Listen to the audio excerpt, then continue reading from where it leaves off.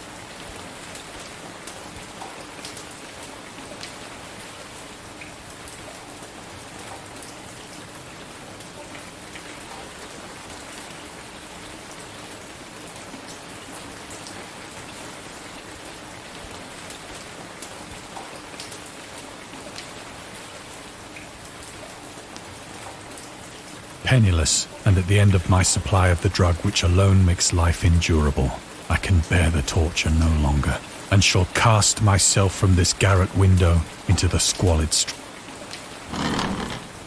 Do not think from my slavery to morphine that I am a weakling or a degenerate. When you have read these hastily scrawled pages, you may guess, though never fully realize, why it is that I must have forgetfulness or death.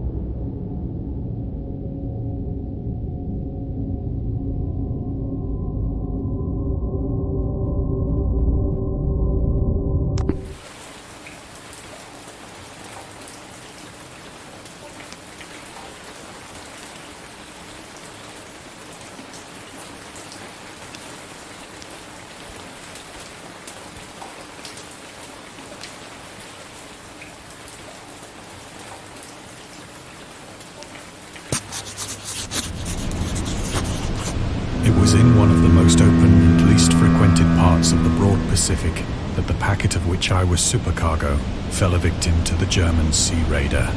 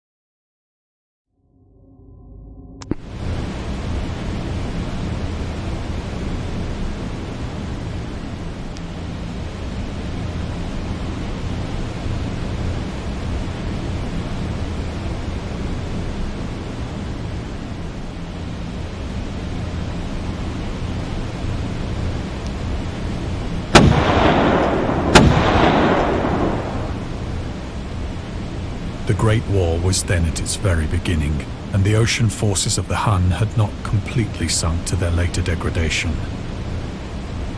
So that our vessel was made a legitimate prize, whilst we of her crew were treated with all the fairness and consideration due us as naval prisoners.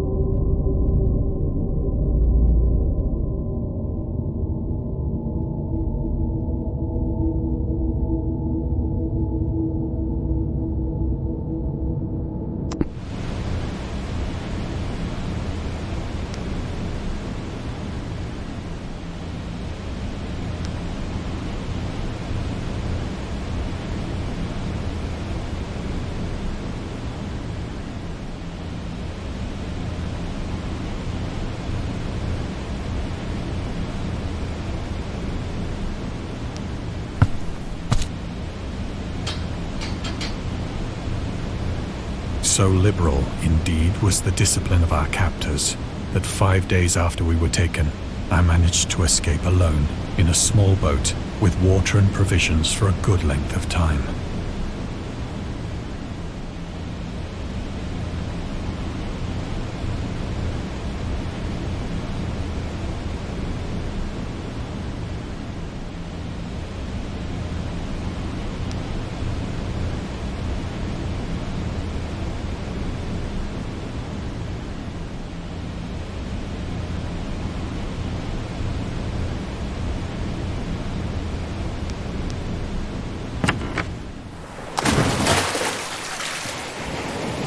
When I finally found myself adrift and free, I had but little idea of my surroundings.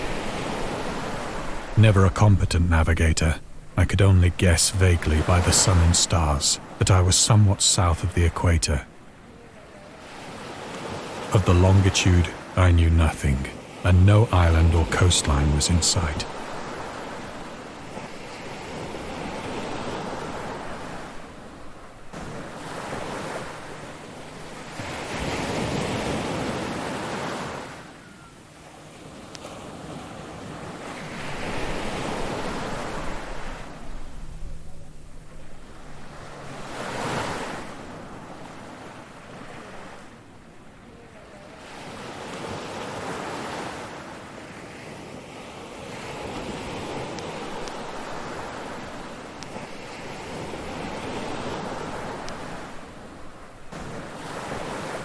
The weather kept fair, and for uncounted days I drifted aimlessly beneath the scorching sun, waiting either for some passing ship or to be cast on the shores of some habitable land.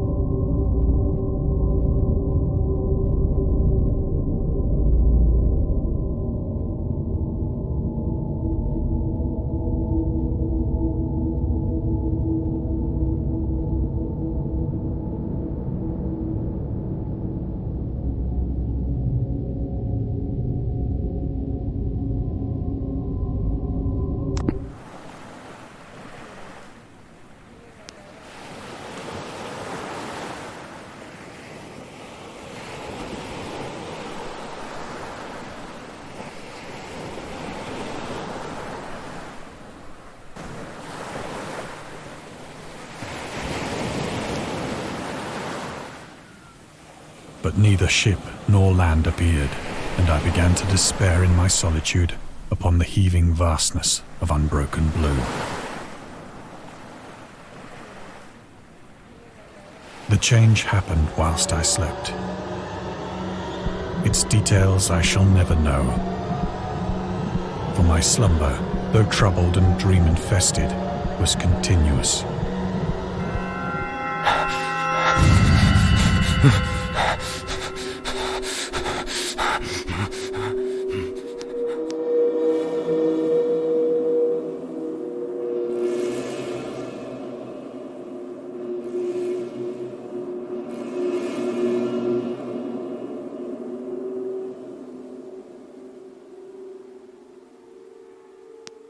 When at last I awoke, it was to discover myself half sucked into a slimy expanse of hellish black mire, which extended about me in monotonous undulations as far as I could see,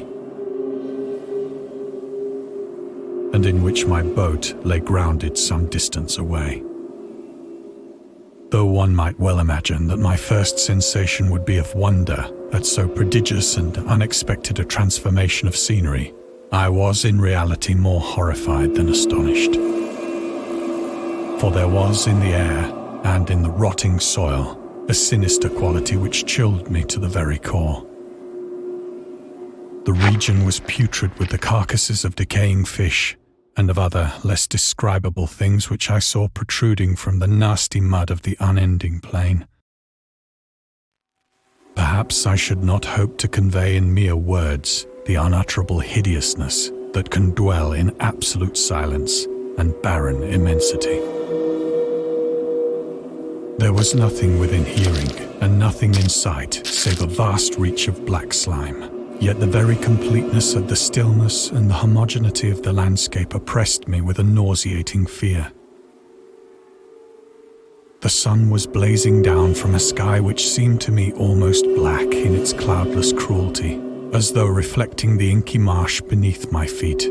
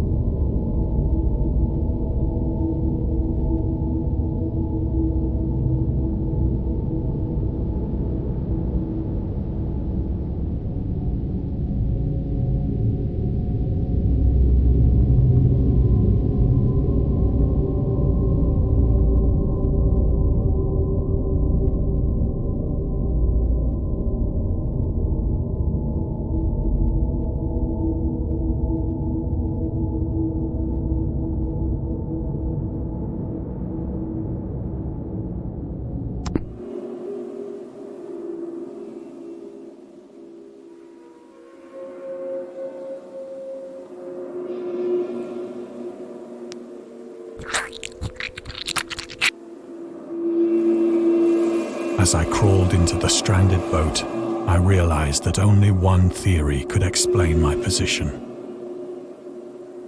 Through some unprecedented volcanic upheaval, a portion of the ocean floor must have been thrown to the surface, exposing regions for which innumerable millions of years had lain hidden under unfathomable watery depths.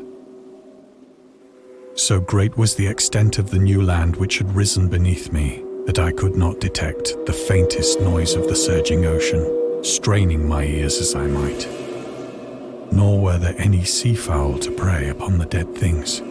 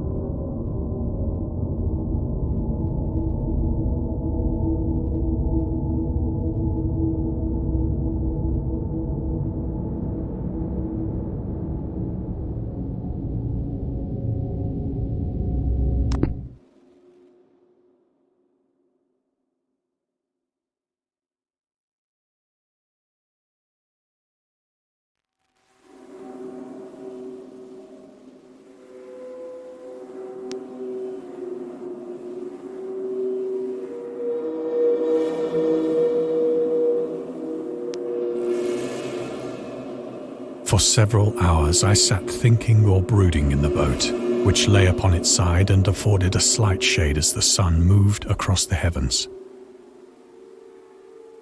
As the day progressed, the ground lost some of its stickiness and seemed likely to dry sufficiently for traveling purposes in a short time. That night I slept but little, and the next day I made for myself a pack containing food and water, preparatory to an overland journey in search of the vanished sea and possible rescue.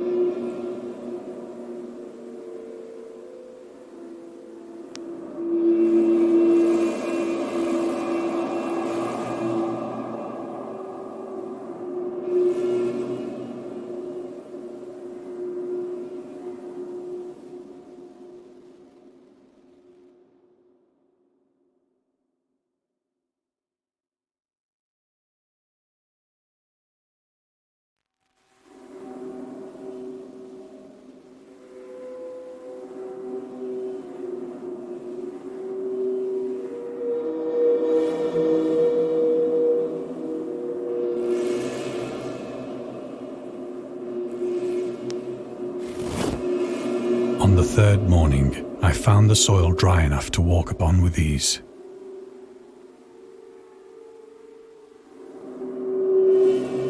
The odor of the fish was maddening, but I was too much concerned with graver things to mind so slight an evil, and set out boldly for an unknown goal.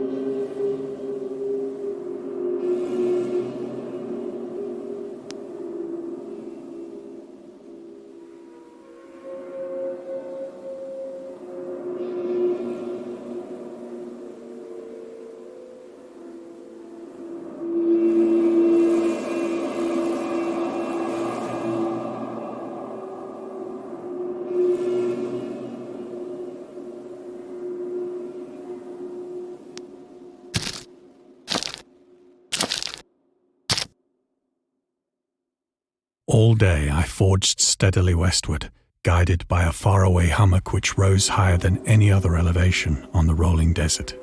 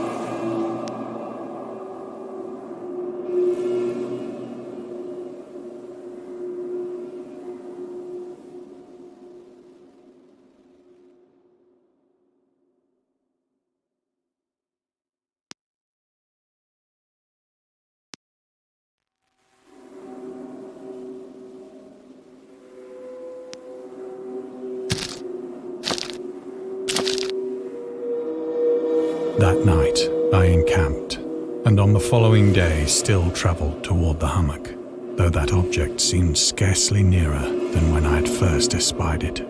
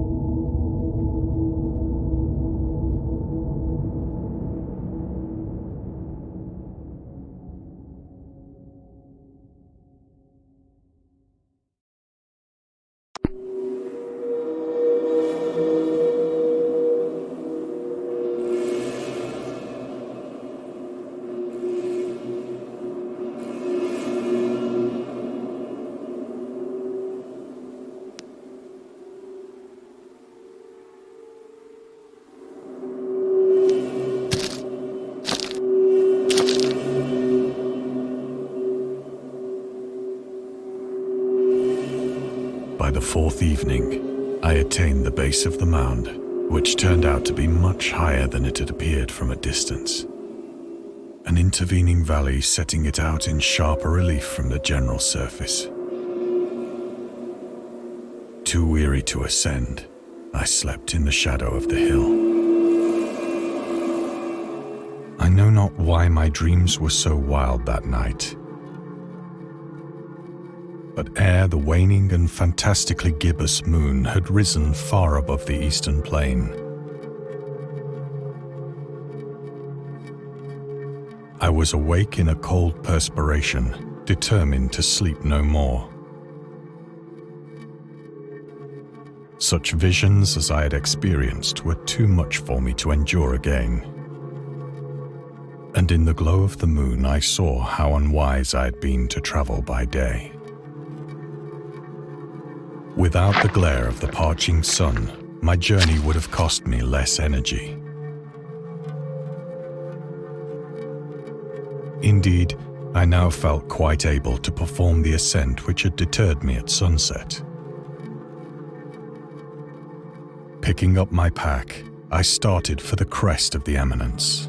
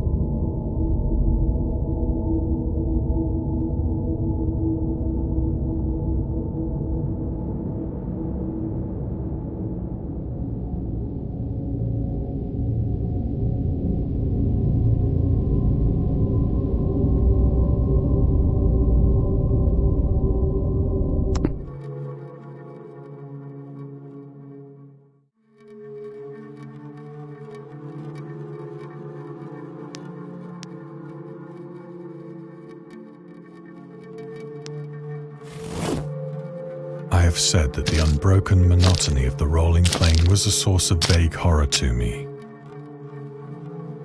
But I think my horror was greater when I gained the summit of the mound and looked down the other side into an immeasurable pit or canyon,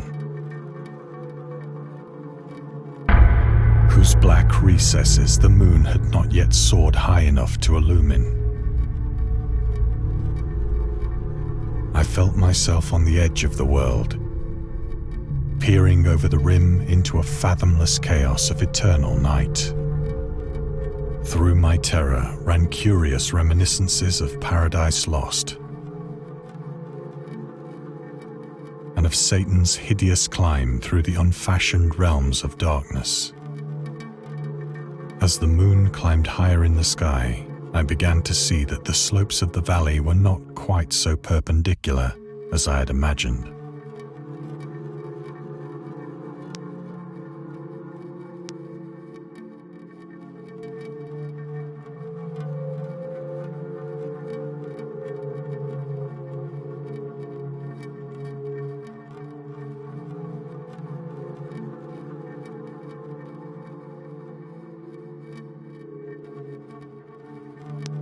Ledges and outcroppings of rock afforded fairly easy footholds for a descent, whilst after a drop of only a few hundred feet, the declivity became very gradual.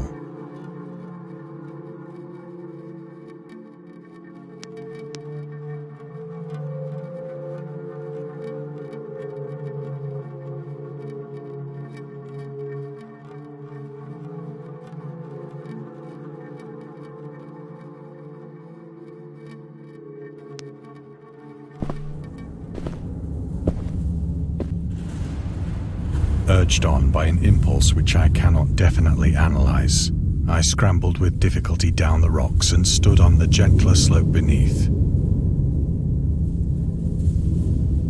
gazing into the Stygian deeps, where no light had yet penetrated. All at once, my attention was captured by a vast and singular object on the opposite slope, which rose steeply about 100 yards ahead of me. An object that gleamed whitely in the newly bestowed rays of the ascending moon.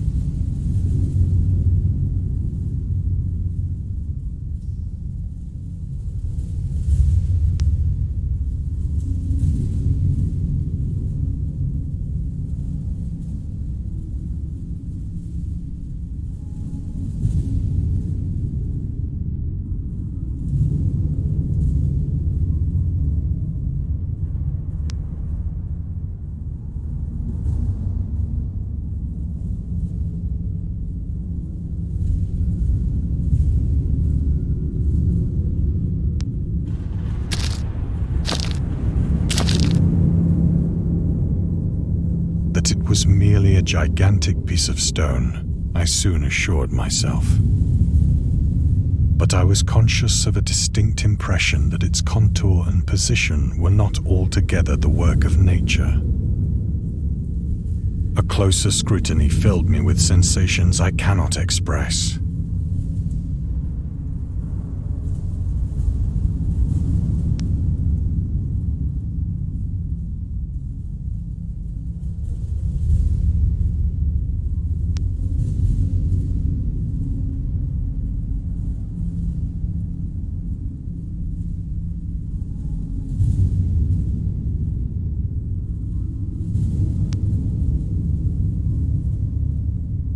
For despite its enormous magnitude and its position in an abyss which had yawned at the bottom of the sea since the world was young, I perceived beyond a doubt that the strange object was a well-shaped monolith, whose massive bulk had known the workmanship and perhaps the worship of living and thinking creatures. Dazed and frightened, yet not without a certain thrill of the scientist's or archaeologist's delight, I examined my surroundings more closely.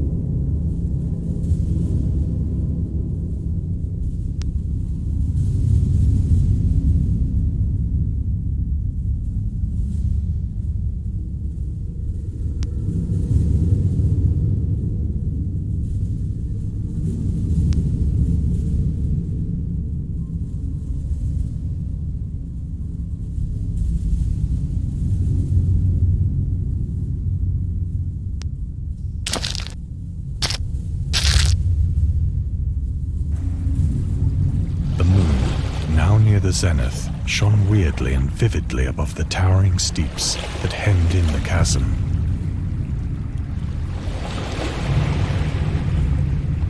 And revealed the fact that a far-flung body of water flowed at the bottom, winding out of sight in both directions and almost lapping my feet as I stood on the slope. Across the chasm, the wavelets washed the base of the cyclopean monolith.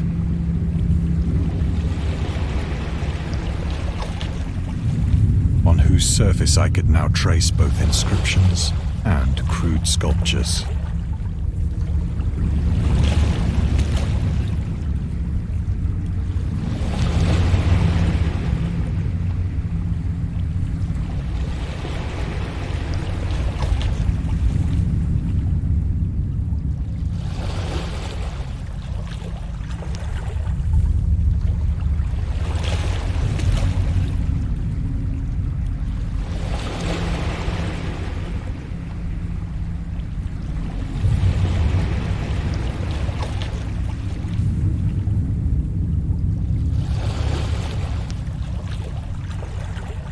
The writing was in a system of hieroglyphics unknown to me and unlike anything I'd ever seen in books.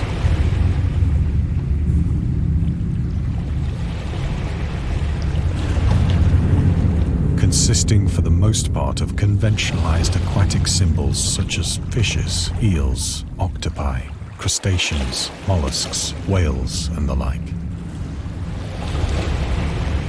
Several characters obviously represented marine things which are unknown to the modern world.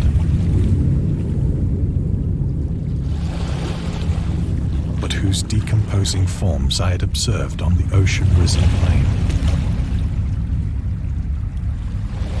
It was the pictorial carving, however, that did most to hold me spellbound.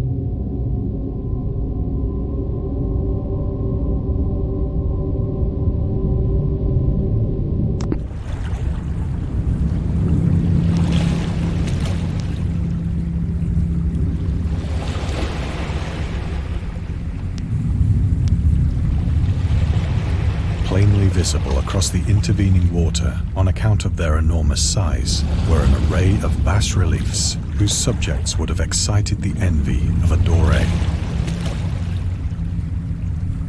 I think that these things were supposed to depict men, at least a certain sort of men.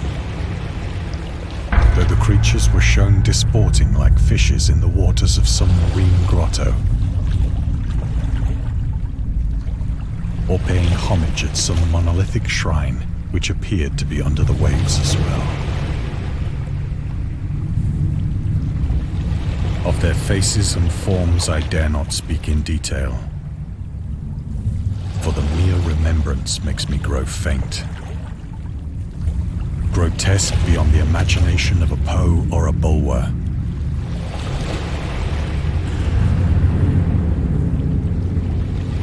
They were damnably human in general outline, despite webbed hands and feet, shockingly wide and flabby lips, glassy, bulging eyes, and other features less pleasant to recall. Curiously enough, they seem to have been chiseled badly out of proportion with their scenic background. For one of the creatures was shown in the act of killing a whale, represented as but little larger than himself.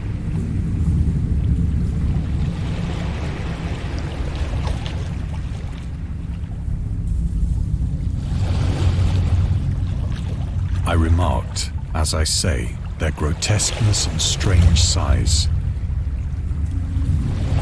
but in a moment decided that they were merely the imaginary gods of some primitive fishing or seafaring tribe. Some tribe whose last descendant had perished eras before the first ancestor of the Piltdown or Neanderthal man was born.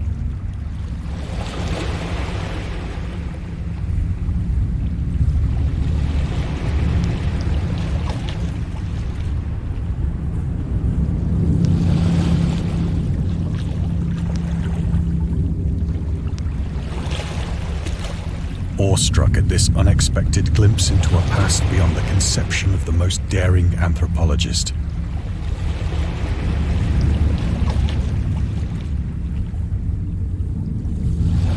I stood musing whilst the moon cast queer reflections on the silent channel before me.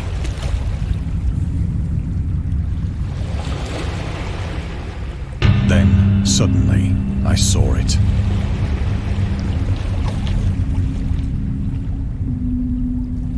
With only a slight churning to mark its rise to the surface, the thing slid into view above the dark waters.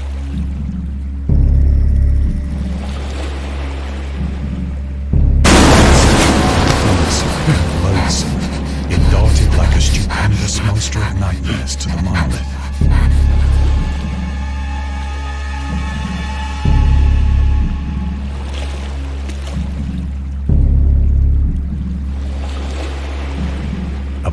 It flung its gigantic scaly arms, while it bowed its hideous head and gave vent to certain measured sounds.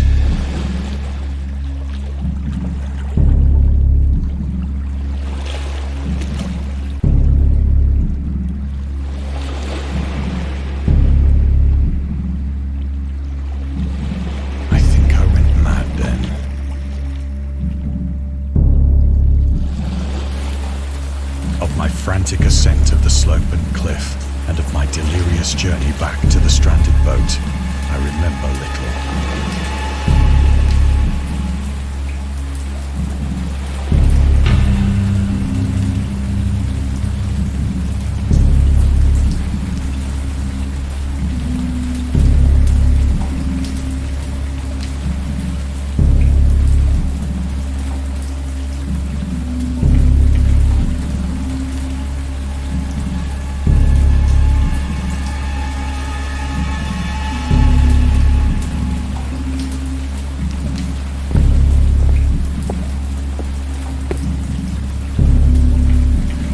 I sang a great deal and laughed oddly when I was unable to sing.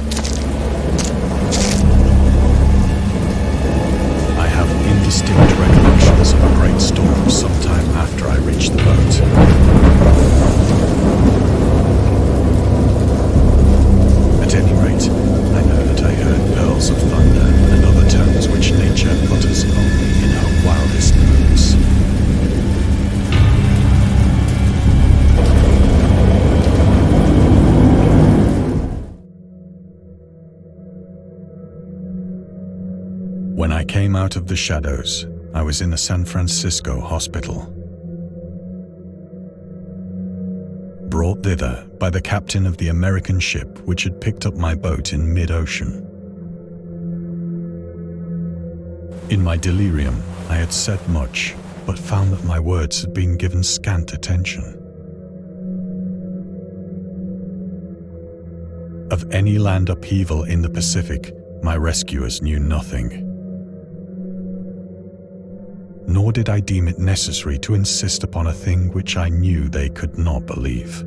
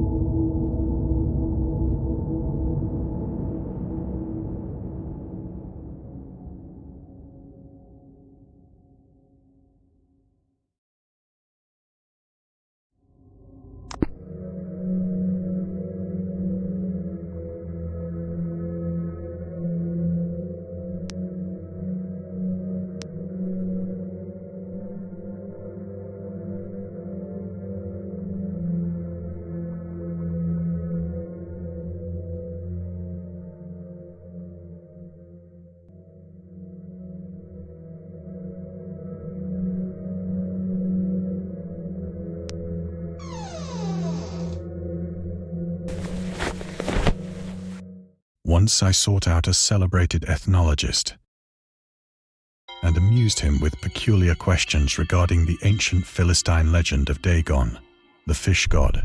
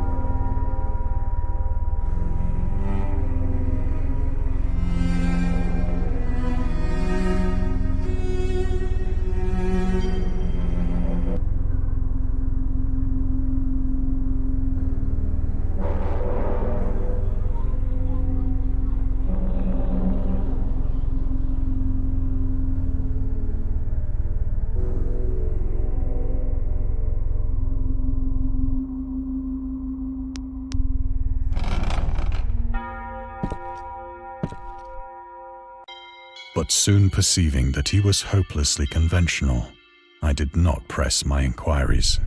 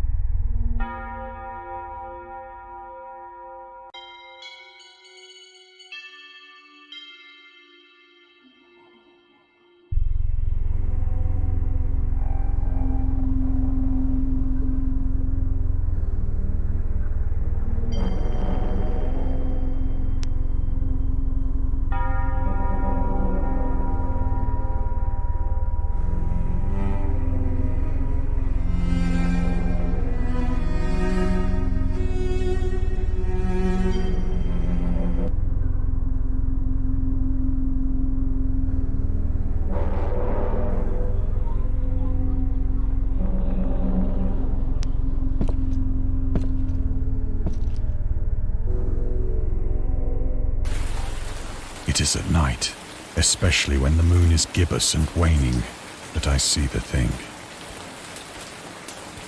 I tried morphine, but the drug has given only transient surcease and has drawn me into its clutches as a hopeless slave. So now I am to end it all, having written a full account for the information or the contemptuous amusement of my fellow men.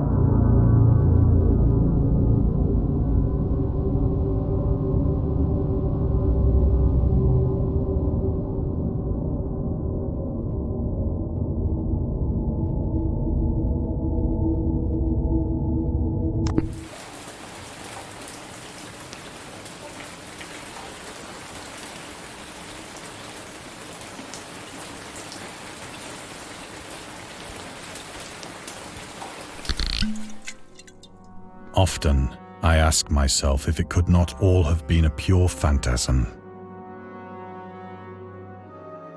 A mere freak of fever as I lay sun-stricken and raving in the open boat after my escape from the German man of war.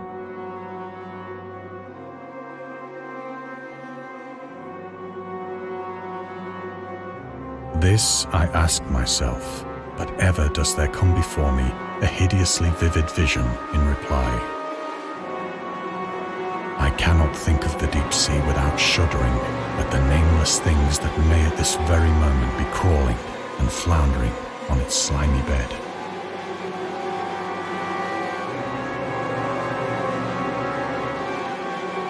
Worshipping their ancient stone idols and carving their own detestable likenesses on submarine obelisks of water-soaked granite.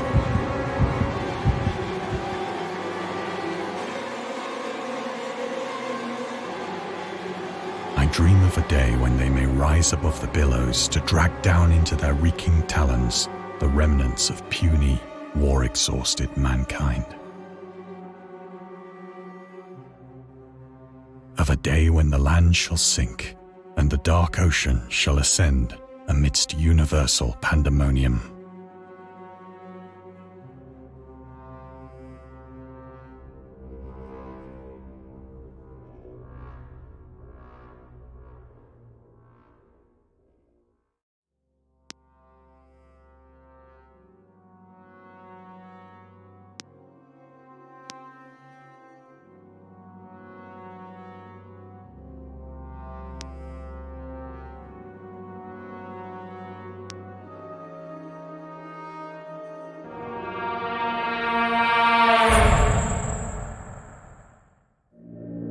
The end is near.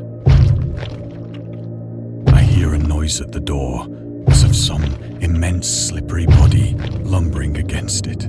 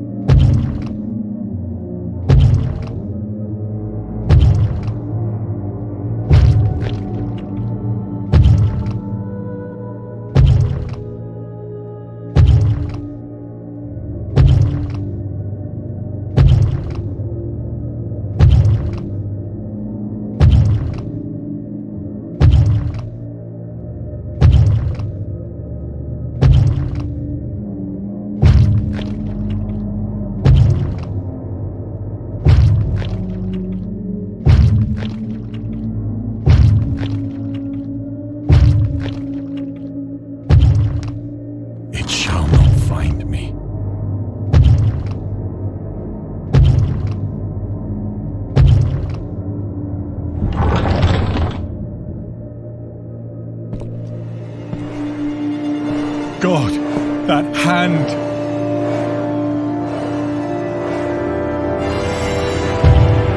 The window! The window!